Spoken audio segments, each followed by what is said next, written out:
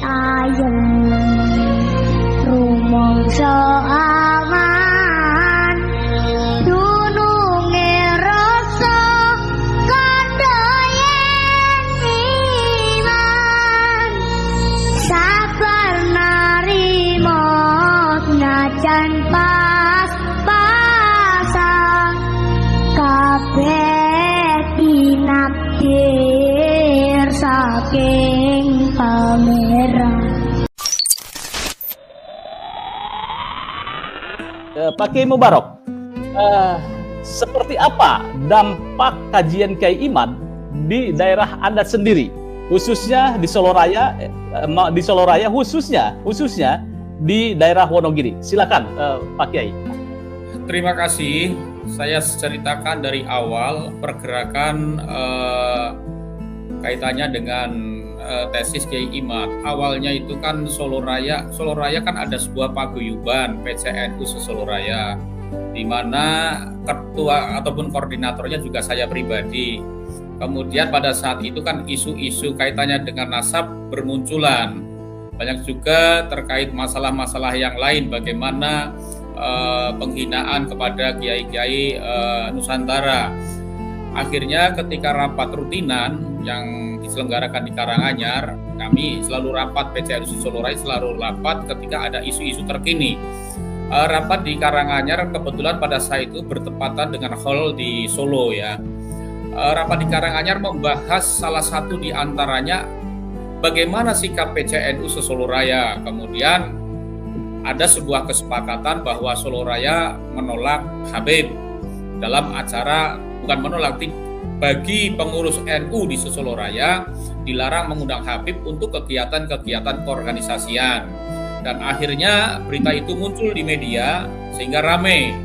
Nah, menyikapi dan menindaklanjuti kaitannya dengan pernyataan sikap Soloraya itu, maka kami mengadakan rapat lanjutan membahas langkah-langkah apa selanjutnya. Kemudian kami sepakat PCNU Soloraya mengadakan diskusi dengan narasumber Kiai Imad, kemudian Kiai Mun'im, dan kemudian satunya Kiai Jadul, salah satu ketua Les Bumi dari pusat PBNU.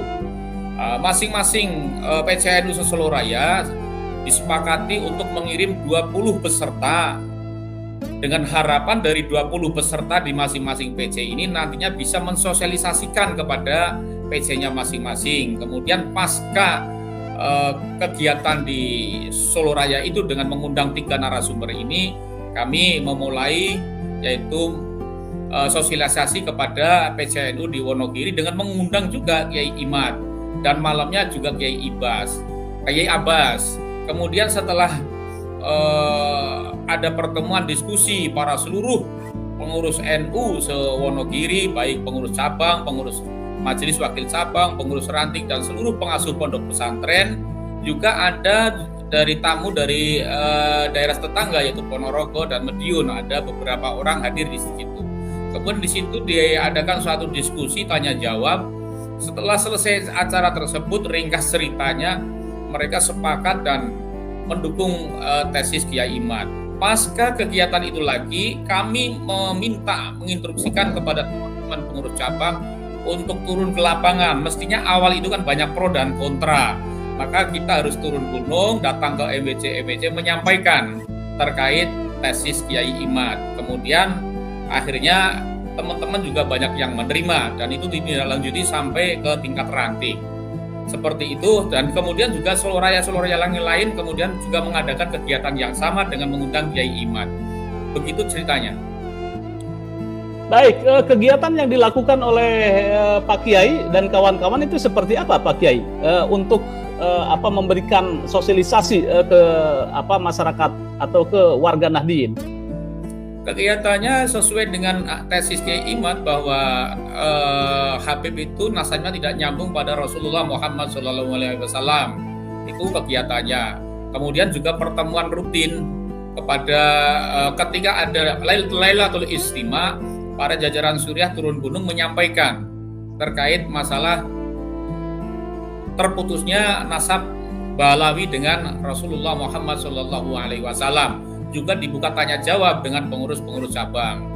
kegiatannya seperti itu. Juga menjelaskan terkait masalah amaliyah yang selama ini gencar disiarkan oleh kelompok Balawi itu, bahwa itu adalah bukan amaliyah NU karena di situ tidak ada tawasul kepada Syekh Abdul Qadir Jailani dan para muasis NU.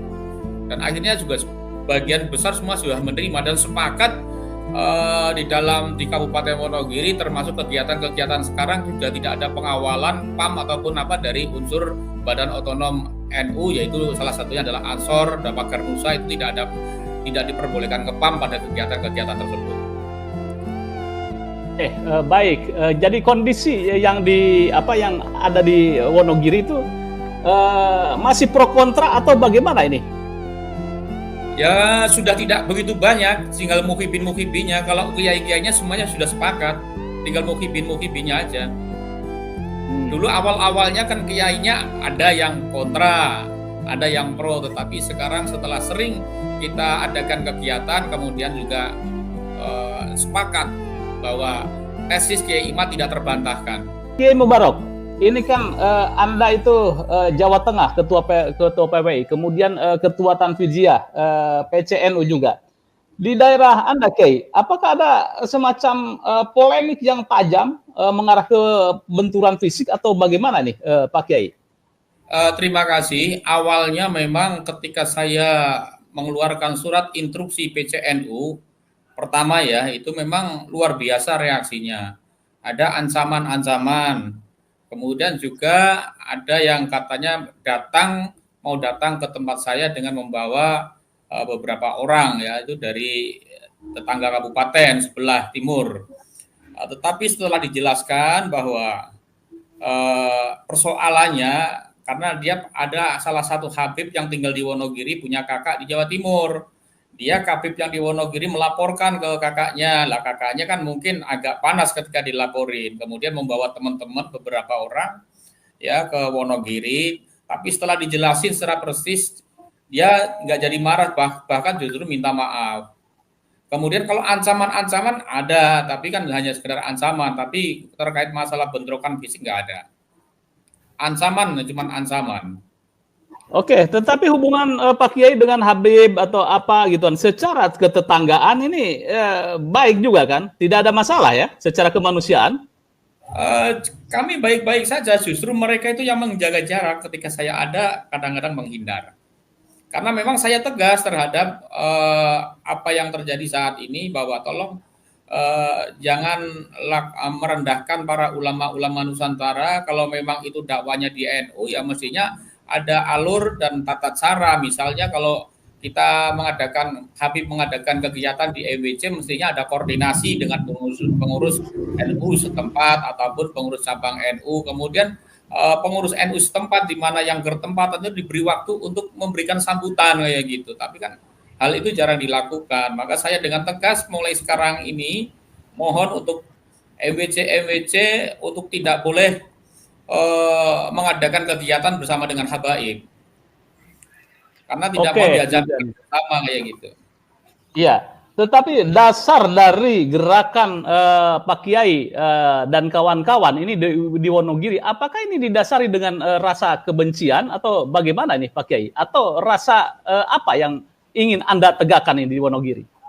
Ingin menegakkan sebuah menjaga kehormatan Nahdlatul Ulama. Makanya kan kemarin saya sampaikan kepada teman-teman biar paham bahwa Habib itu bukan NU. Habib bukan NU karena antara Habib dengan kita punya organisasi masing-masing.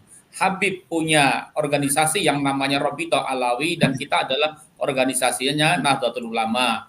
Antara RA dengan NU pasti punya visi misi sendiri dan kemudian punya ADART sendiri. Jadi mohon maaf, kalau memang mau masuk ke NU mestinya ya harus mau bersama-sama berjuang dengan NU, bukan hanya sekedar misalnya pentas, selawatan itu aja, hanya mencari jamaah, mencari panggung di NU. Tapi tolong ketika ada kegiatan-kegiatan rutin di daerah ya diberi kesempatan teman-teman NU untuk memberikan sambutan. Kemudian logo NU jangan ditinggalkan, harus dipasang. Kami tegas seperti itu. Ini artinya biar NU-nya nampak, jangan cuma diajak jamaahnya saja, tetapi NU-nya ditinggalin. Nah ini lama-lama kan akan berpengaruh untuk kewibawaan Nahdlatul Hiron, Nahdlatul Ulama ataupun organisasi ini akan berpengaruh.